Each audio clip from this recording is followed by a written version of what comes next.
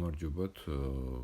მე რამოდენიმე ვიდეო ჩავწერე თბილისის შესახებ და დღეს მინდა ცოტა განვავრცო ეს თემა და ამას მივუერთო კიდე არაბების თემაც. უპირველეს ყოვლისა ვიტყვი, რომ ეს აჟიოტაჟი, რომელიც არის ატეხილი არაბებთან დაკავშირებით, ეს არ არის სახელმწიფოებრივი აზროვნება, იმიტომ რომ როგორც გითხარით, ჩვენ ჯერ არ გვისწავლია დამოუკიდებელი აზროვნება. იმიტომ რომ ნებისმიერი ასეთი ურთიერთობა ნებისმიერ სახელმწიფოსთან, ხალხთან, ეს არის ჩვენი დამოუკიდებლობის ხარისხის ამაღლება და ჩვენი დამოუკიდებლობის აზროვნების უფრო ასე გამობრძმედა და გამტკიცება. ჩვენ უნდა ვიცხოვროთ აქ და ჩვენ უნდა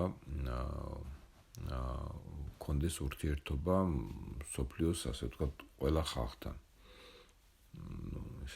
პირობითად ვამბობ და განსაკუთრებით იმ ხალხებთან, რომლებიც ჩვენს ირგვლივ არის და გამოხატავენ რაღაც ინტერესებს საქართველოს მიმართ. კიდევ ვიმეორებ, თუ ჩვენ არ გვინდა დამოუკიდებლობა, თუ ჩვენ არ გვინდა ურთიერთობა არაბებთან, თურქებთან, არმენიასთან, აზერბაიჯანთან, რუსეთთან, ჩინეთთან და ასე შემდეგ, მაშინ თქვათ უარი დამოუკიდებლობაზე, შეუერთდეთ ასე ვთქვათ რუსეთს ისევ, ან თურქეთს შეუერთდეთ, ხო? გავხსნათ მოლაპარაკებები, იქნებ რას ვთავაზობენ, იქნებ კარგ პირობებს ვთავაზობენ ისინი. ხო, აი ევროპასთან გვინდა, ხო? შეუერთდეთ ევროპას, ხო? ეს დამოუკიდებლობის დაკარგვა რასაკვირველია გარკვეულწილად, როგორც არ უნდა თქვან და რაც არ უნდა ვერავინ ვერ დამაჯერებს, რომ ნებისმიერ გაერთიანებაში, მით უმეტეს, როდესაც ამ გაერთიანებას შენ არ ქმნი და პირიქით, ასე ვთქვათ, მახვეწარის როლში მიდიხარ, რომ აი მიმიღეთ და რაღაც ესე ის გიყენებს თავის პირობებს. ეხლა თუ რაღაც გაერთიანება შექმნის საქართველოს თავის პირობებზე და დაფუძნებული, მაშინ კი ბატონო, მაშინ ეს იქნება საქართველოს გაერთიანება და იქ საქართველოს იქნება, ასე ვთქვათ, წამყვანი, ხო? მაგრამ როდესაც შენ სადღაც მიდიხარ ხვეწნამუდარი თუ რა შენ ჭირიმე, შენ გენაცვალე, მოდი მიმიღეთ, მაშინ შენ კარგავ დამოუკიდებლობას და ეს არის აქსიომა, ამას ახლა ორი აზრი არ არსებობს. ამიტომ ასეთი დასახლებები, ერთი ქალაქები აქ არავინ არ ქმნის რაღაც ქალაქს, ასეთი დასახლებები საქართველოში იქნება, ჩინელების დასახლებებიც იქნება საქართველოში.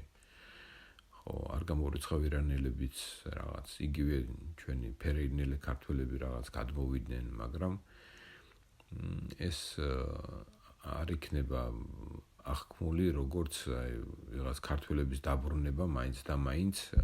კი, შეიძლება ჩვენ ეს აღვიქვათ ასე და ქართულ საზოგადოებაში ასე წარმოუდგინონ, მაგრამ ირანისთვის ეს იქნება თავისი, ასე ვთქვათ, ხალხის შესახლება საქართველოში. იმიტომ რომ ის ხალხი რო დაუბრუნდეს ქართველობას, ამას 1-2 თაობა კიდე დასჭირდება. საქართველოს ყოველთვის იყო კავკასიის კარიბჭე და ჩვენ უნდა ვითაოთ, ეს ჩვენი ისტორიული როლია, რომ ჩვენ ვართ კავკასიის კარიბჭე და ჩვენ ვართ კავკასიის გამაერთიანებელი ქვეყანა. ამიტომ გვირტყავენ ჩვენ, რომ დიდი იმპერიებს უნდა აქ თავისი გავლენის გავრცელება და მაქსიმალურად ესე იგი საქართველოზე კონტროლი, რომ ჩვენ ვართ კავკასიის კარიბჭე და ჩვენ შეგვიძლია კავკასიის გაერთიანება.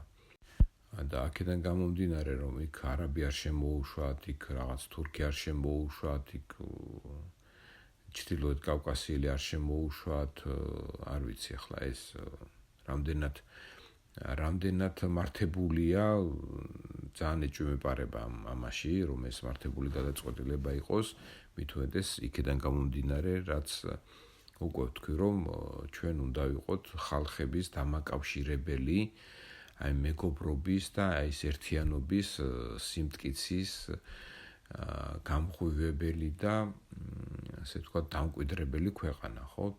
ჩვენი კარი უნდა იყოს ღია ყველასათვის, ნებისმიერი კეთილი ნების ადამიანებისთვის, კეთილი ზრახვებისთვის, ვინც იქნება ნებისმიერი ადამიანისთვის, საქართველოს კარი უნდა იყოს ღია.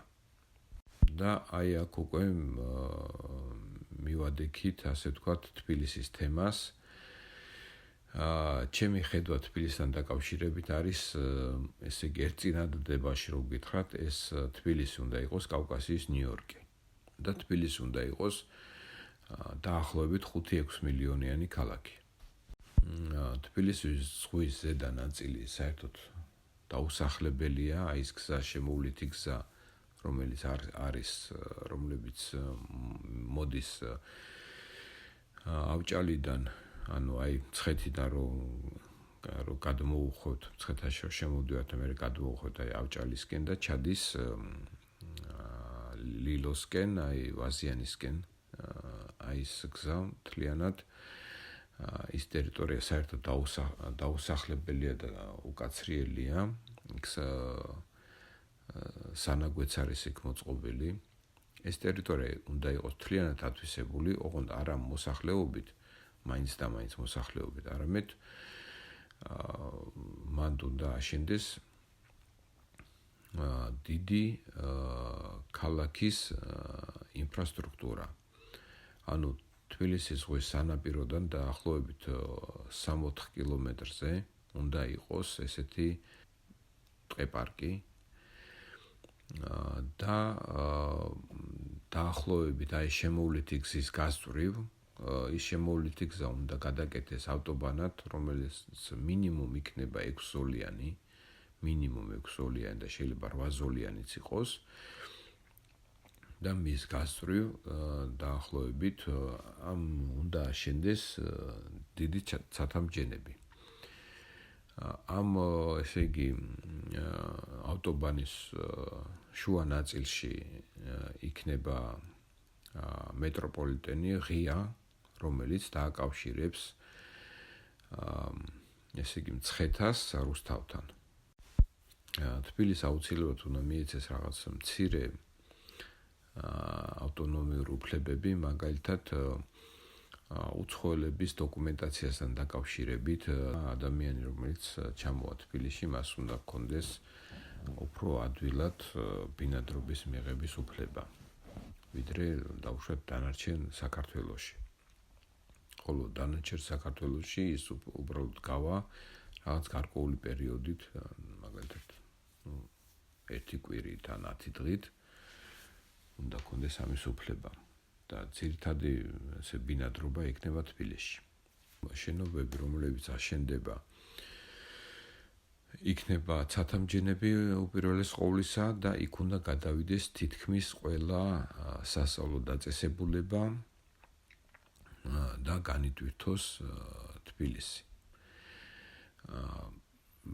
ამისათვის მათ იქ უკვე ახალ აშენებულ ადგილზე, ასე ვთქვათ, უკვე თანამედროვე სტანდარტებით მოგეხსენებათ, ყველაფერი შეიცვალა და რასაკვირველია, სწავლაც შეიცვალა და უკვე დღეს არსებული რეალობებიდან გამომდინარე, იქ უნდა მოეწყოს უნივერსიტეტები იმ, ასე ვთქვათ, მოთხოვნებით, რაც აქვს დღეს უნივერსიტეტებს, წამყვან უნივერსიტეტებს, ასევე იქვე მოეწყობა სასტუმროები, მოწვეული სტუმრებისთვის, მოწვეული პროფესორებისთვის, ასევე იქ აშენდება ბევრი საცხოვრებელი კორპუსი ცათამბჯენებში, სადაც უცხოელი სტუდენტები ცხოვრობენ და ეს კიდევ ერთი ეკონომიური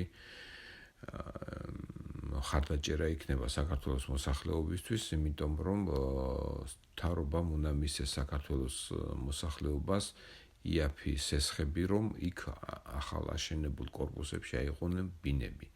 და შემდეგ ამ ბინების საფასურს ისინი რასაკვირველია გადაიხდიან ამ ბინების გაქირავებით და მოსახლეობას ექნება კიდევ დამატებითი შემოსავალი.